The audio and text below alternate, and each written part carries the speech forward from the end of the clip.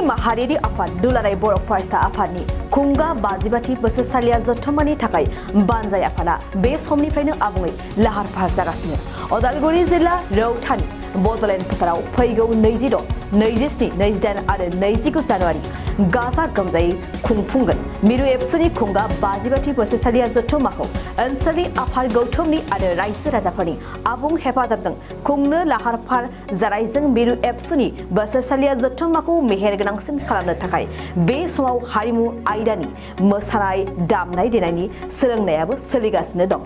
बर'नि मुंदांखा मोसानाय बागुरुम्बाजों लोगोसे खमैबो मोन 20निबो बांसिन मोसाखावरि हान्जानि मोसानाय सोलोंनाया दासान्दि रनजित बर'नि दैदेननायाव फारियै सोलिबाय थादों।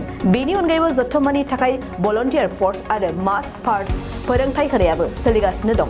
बुंनो थाङोब्ला मिरु एबसुनि खुंगा 52थि बोसोरसालिया जथुम्माखौ गाहामै खुंनायनि थांखिजों दासान्दि मोनफ्रोमबो बिथिङावनो खामानि मावफुंनाया गोख्रै सोलिबाय थादों होननानै मिथिनाय जादों।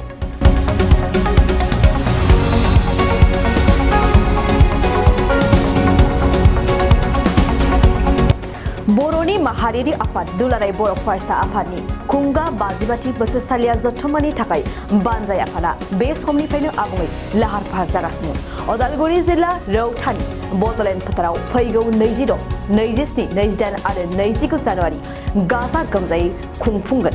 मिरु एबसुनि खुंगा 52थि बोसोरसालिया जथुम्माखौ ओनसोलनि आफाद गौथुमनि आरो रायजो राजाफोरनि आबुं हेफाजाबजों खुंनो लाहार फाहार जानायजों मिरु एबसुनि बोसोरसालिया जथुम्माखौ मेहेरगोनांसिन खालामनो थाखाय बे समाव हारिमु आयदानि मोसानाय दामनाय देनायनि सोलोंनायाबो सोलिगासिनो दं।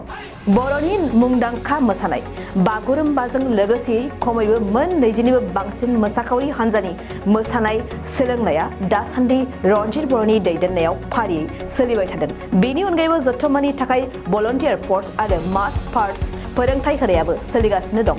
बुंनो थाङोब्ला मिरु एबसुनि खुंगा 52थि बोसोरसालिया जथुम्माखौ गाहामै खुंनायनि थांखिजों दासान्दि मोनफ्रोमबो बिथिङावनो खामानि मावफुंनाया गोख्रै सोलिबाय थादों होननानै मिथिनाय जादों।